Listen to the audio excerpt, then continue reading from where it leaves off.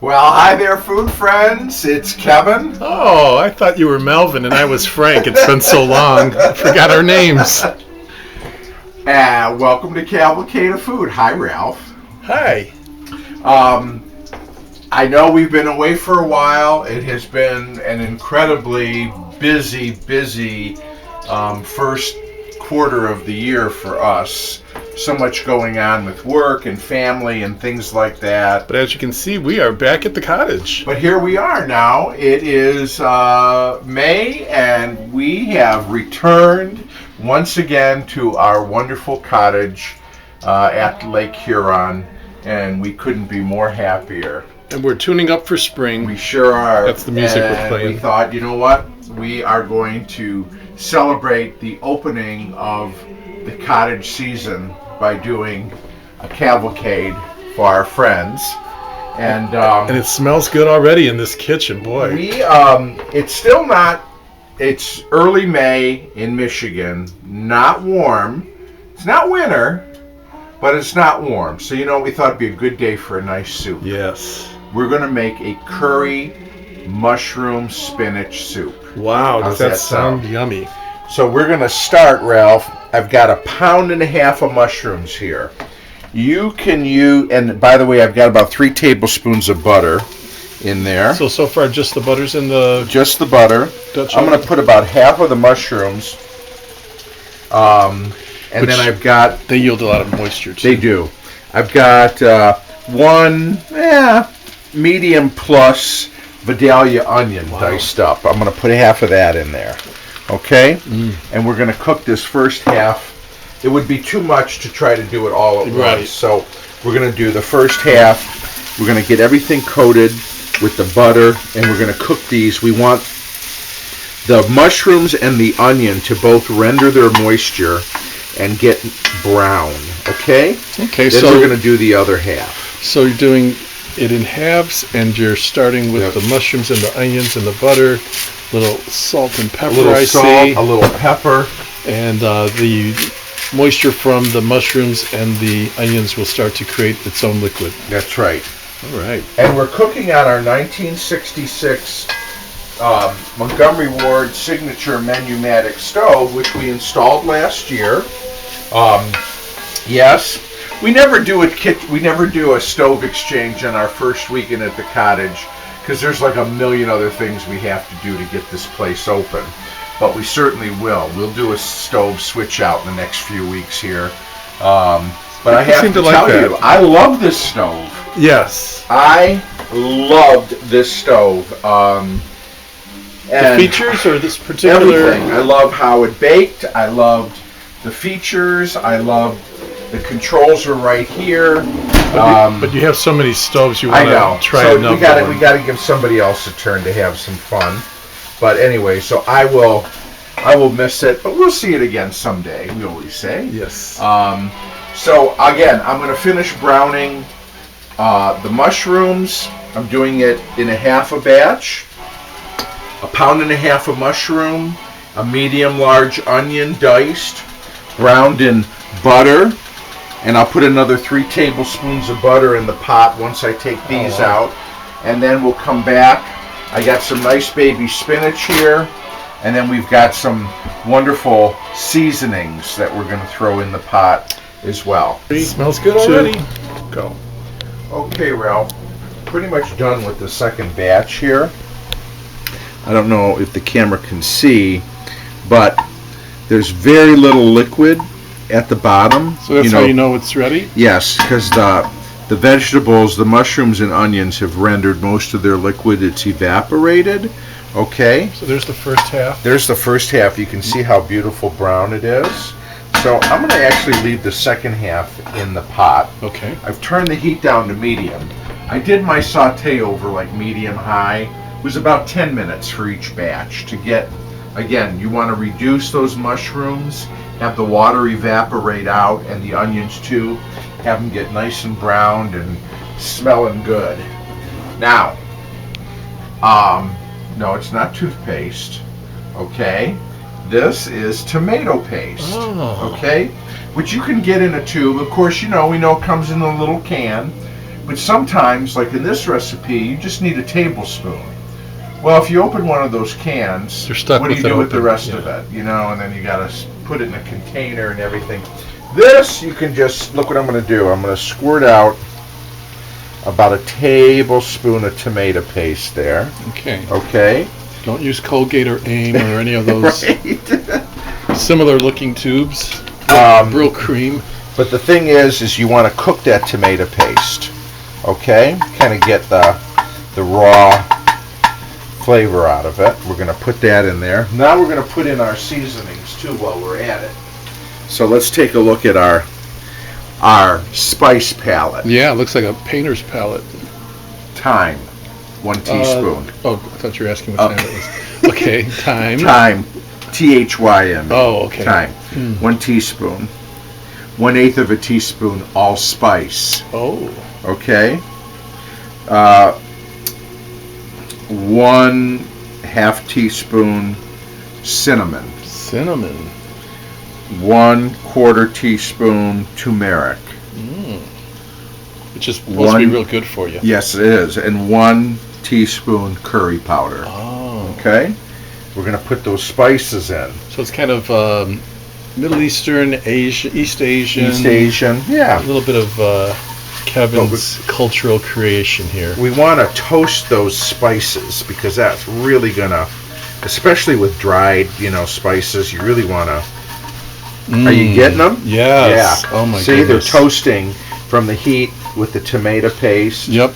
Oh, it's so aromatic. It's just filling up the kitchen with those great aromas. Now we're going to take our first batch. See, look how it reduced down. This was our first batch of mushrooms, onions and butter. Now I seasoned with salt and pepper, kind of as we were sautéing those. So I don't feel the need to add any more right now. We'll taste it before we're finally done. Right. See if it needs any seasoning. Because you can always add salt, but you can't take salt away. We just put in all of those spices and the herb, the thyme. These are all warm kind of, seasonings. So it's going to add a nice warmth to it. Now that we've got that there, we're going to add some water. Okay? 5 cups to be exact. Oh. Which is 1 liter. Is about the same as 5 cups. We're going to bring this to a simmer, and we're going to scrape. Remember, you were asking me about deglazing the bottom of the pan. Yeah. We're going to deglaze this way. Yeah. Okay, because that is a lot of concentrated flavor. When we weren't filming, I was asking Kevin if I should pour some red wine in there and deglaze it. You saw all those yummy bits down there, yeah, and that's that there's a lot of flavor there. We're going to bring this up to us. We're going to bring this back up to till it starts to bubble. I'm going to reduce it to a simmer. I'm going to cover it and let it cook for 20 minutes. Okay? Okay, so right now it's on what kind of heat?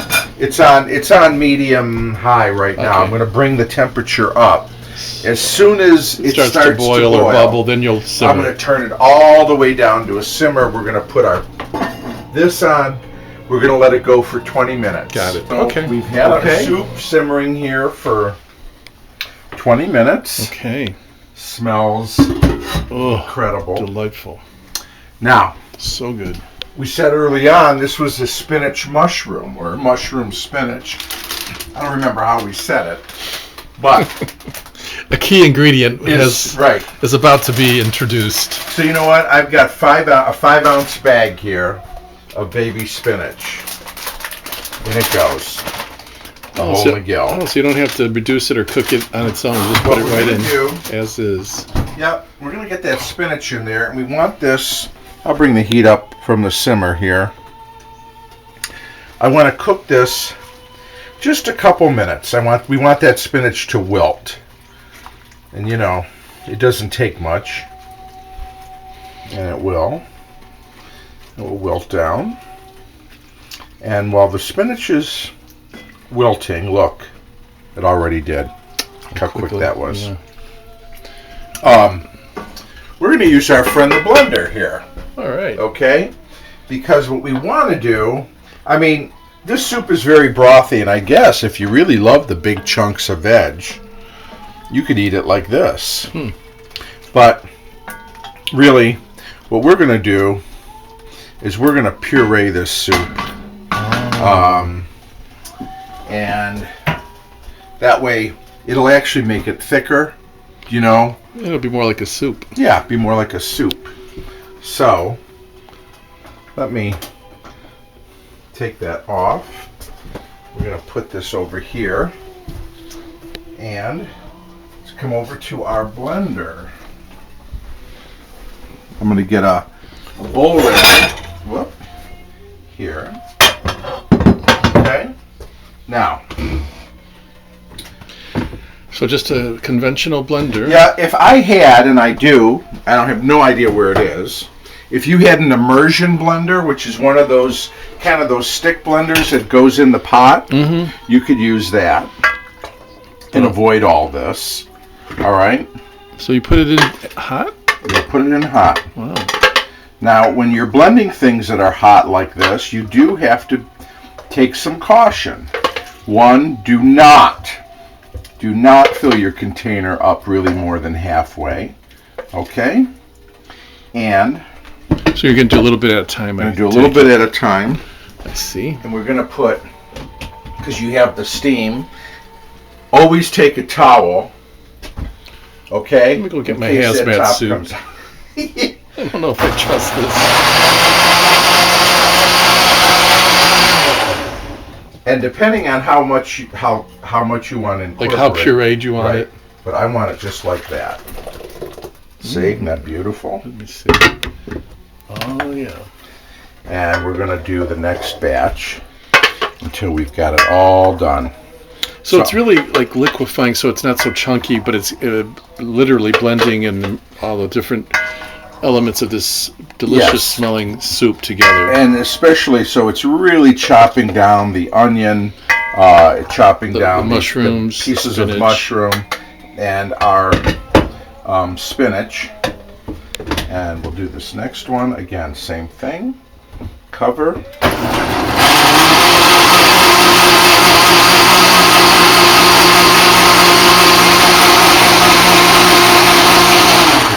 You notice he's only blending it for a brief, maybe 10-15 seconds at like one of the lower speeds, I believe. And that's right? it.